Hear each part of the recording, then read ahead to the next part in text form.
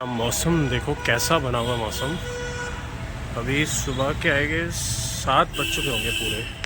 जब मैं वर्कआउट मेरा कंप्लीट हो रहा था ना, तो थोड़ी नज़र जा रही थी शीशे की तरफ और मैंने कहा यार ये उजाला हो रहा है लेकिन डार्कनेस के साथ क्यों हो रहा है। बाहर थोड़ा सा झांका तो देखा भैया काले बादल बहुत आ रखे हैं और ये इसी साइड है। जैसे मैं जहाँ चल रहा हूँ ना, ये इसी साइड पे है।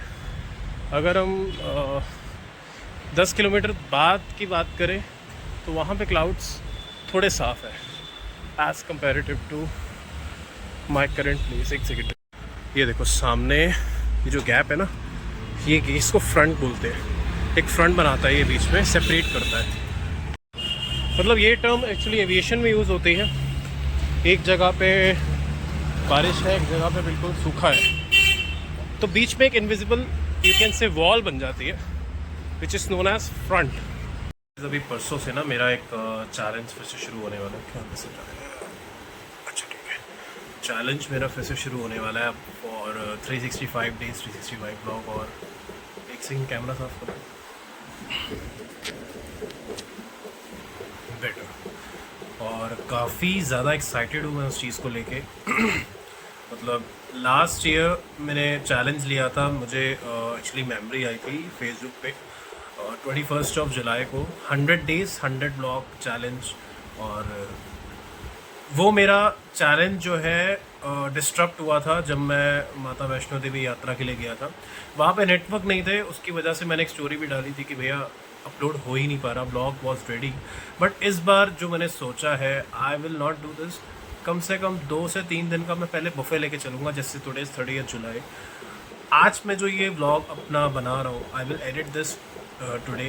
और कल यानी कि आज का व्लॉग परसों आएगा, यानी कि एक दिन का बुफे चलेगा। ऐसे बुफे मतलब होता है एक दिन का बुफे लेके चलना, यानी कि आप मान लो सपोजिंगली आपने कहीं पे जाना है और आपने जो है, अगर आप 2 दिन पहले भी अगर आप पहुंच गए वहाँ पे तो भी ठीक है, ऑन द स्पॉट भी अगर आप पहुँचे तो भी ठीक है। तो ये वाली बात है। और इस बार 365 डेज 365 ब्लॉग्स का मेरा चैलेंज है और देखते हैं कैसा जाता है, कैसा रिस्पॉन्स आता है। बिकॉज़ मैं अभी पीछे काफ़ी ज़्यादा स्लो हो गया था ब्लॉग करते हुए। उसका कारण एक सिंपल था, मतलब पिछले 4 साल से आई एम डूइंग ब्लॉगिंग, सबको ऑलमोस्ट पता है। जो भी इस वीडियो को देख रहे हैं, जो भी मेरे साथ इंस्टाग्राम पे पर्सनली लाइफ में कनेक्टेड है, many of the people are aware कि I am doing blogging. I have my own business brand और उसको मैं सेटअप कर रहा हूँ। रिसेंटली मैंने कुछ प्रोडक्ट्स भी और ऐड ऑन करे हैं। If you want to see you can go to my store. भाई साहब स्टोर को भी अभी मैंने रिन्यू करना है। खर्चे बहुत है भैया, मोटे खर्चे आ रखे हैं लाइफ में ना। खर्चे मतलब इतने ज़्यादा हो रखे हैं कि एज अ टीन एज, अभी तो मेरी टीन एज ख़त्म होने वाली है। I am 19 and now I am going to become, मतलब आई एम टर्निंग 20 ऑन 19 सितंबर। तो I have started my life for struggle, or you can say into the finances, from 18. At the age of 18 I decided that I'll be open, like I've decided कि मैं अपना business open करूँगा। तब मैंने कुछ companies है online जिस पे मैंने लिस्टिंग शुरू करी थी, मैं नाम नहीं लूँगा। लेकिन भैया अब बहुत सारी मिथ्स क्या होते हैं कि बहुत सारे लोग कहते हैं कि भैया बिजनेस करना आना चाहिए, आप ऑनलाइन बहुत अच्छा परफॉर्म करते हो, ये करते हो, वो करते हो। देखो भैया बात ऐसी है, मेरे को ना, मैंने पर्सनली क्योंकि काम करा है, मुझे तो कभी ऑनलाइन कंपनियों का समझ ही नहीं आया।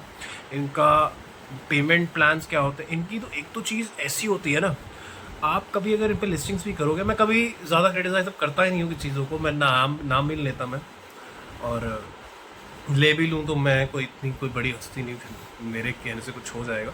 लेकिन बात इतनी छोटी सी है कि भैया इनके पेमेंट के जो मेथड्स होते हैं और इनके जो पेमेंट के स्टार्ट्स होते हैं ऐसे होते हैं कि भैया आम आदमी तो समझ ही ना पाए उस चीज़ को। बहुत ज़्यादा कनेक्टेड है, वहाँ काम करता है, स्पेशली कुछ थोड़ा सा एनालिटिक्स के बैकग्राउंड से है, उसके पिताजी वगैरह को एनालिटिक्स, वो समझ सकते हैं शायद। भैया मेरे जैसे बंदे का तो हाल ख़राब हो गया। भैया यार ये पेमेंट आ रही है, नहीं आ रही, समझ नहीं आ रहा कहाँ पैसा जा रहा है मेरा। तो ना करते करते भी इसमें मेरे को लॉस काफ़ी हुआ था, हज़ारों का लॉस हुआ था। तो I just quit that and मैं अपने ब्रांड बनाने के सफ़र में निकल गया था, which is now I am currently into. तो ऐसी ही है देखो लाइफ। अभी 19 का हूँ, 20 टर्न होने वाला हूँ नेक्स्ट मंथ, मतलब अगस्त, आज 30 जुलाई, अगस्त सितंबर। एक चीज़ है कि भैया जो समय होता है ना, आप जितना उसका प्रयोग अच्छे से कर सको ना, और जितनी अर्ली लाइफ में आप सक्सेस पा लो, वो सबसे बेस्ट होता है। क्योंकि आज अगर मैं जी रहा हूँ ना, मैं एक एक दिन अपना काउंट करके जी रहा हूँ कि आज मैंने क्या करा, आज मैं प्रोडक्टिव था, आज मैं ये करा वो करा। और जब आपके माँ बाप भी बुज़ुर्ग होने के राह पे होते हैं, मतलब ऐसा नहीं आपकी उम्र बढ़ रही है, आपके माँ बाप की भी बढ़ रही है, आपके जब माँ बाप भी बुज़ुर्ग होने की राह पे होते हैं, तो भैया दिल को वो जो चीज़ें होती हैं ना, क्योंकि many other people are aware my father doesn't have any kind of business, and it's the time that now I should be accountable and responsible for the family, to be like claiming like finances के terms में, कुछ भी बहुत सारी terms होती है, मेरे पे कोई pressure नहीं है सच, फिर भी बट जो मुझे फील होता है कि I should be responsible for the finances of my home, and I'm really trying my hard, and I will one day. हर कोई मतलब कर ही लेता है, लेकिन मैं एक ही चीज़ कहता हूँ सबको, भैया जितनी जल्दी आप सक्सेस को सक्सेस का मतलब ये नहीं कि आप बहुत बड़े न्यूयॉर्क में आपका कोई ऑफिस खुल रहा, नहीं। सक्सेस का मतलब है आप फाइनेंशियली इतना फ्री हो, आप रात का खाना अगर बाहर जाके खाना है आपने, आपको साथ में आपको सिर्फ लेफ़्ट देखना पड़े, राइट देखना ना पड़े कि भैया 1000 रुपये की डिश है, 10,000 रुपये की डिश है, 10,000 के लिए देखना पड़े, मतलब इतना भी नहीं।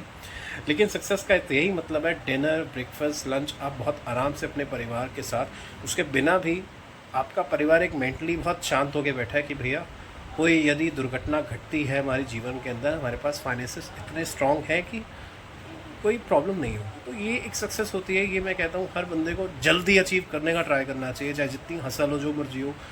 लोग कहते हैं कि भैया बहुत उम्र पड़ी है, अभी 19 की एज है, 20 की एज है, क्या कर रहा है तू। ये I just say one thing यार, देखो आपका माइंडसेट अपना है, मेरा माइंडसेट अपना है।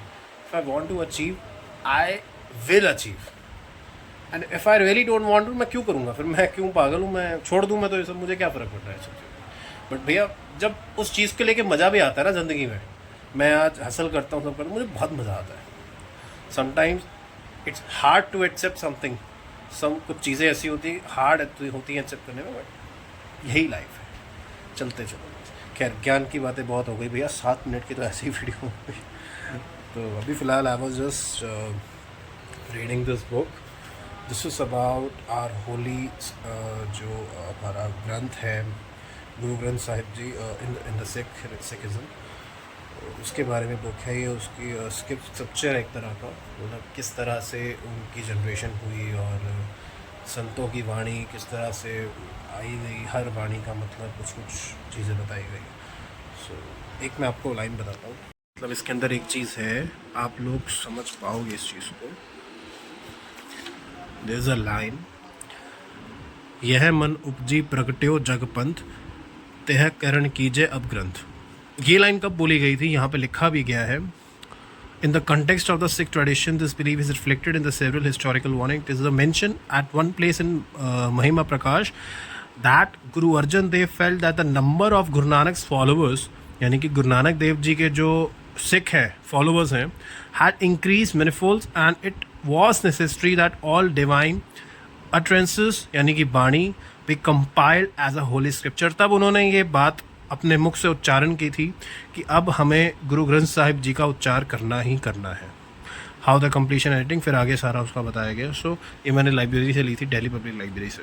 तो ऐसा है कि आप अपने जिस भी आप धर्म के हैं, चाहे आप जैनिज़्म में हैं, बुद्धिज़्म में हैं, मुस्लिम हैं, आप हिंदू हैं, सिख हैं, you should be aware about your religion, because you are into it, and आपका बर्थ उस रिलीजन में हुआ है।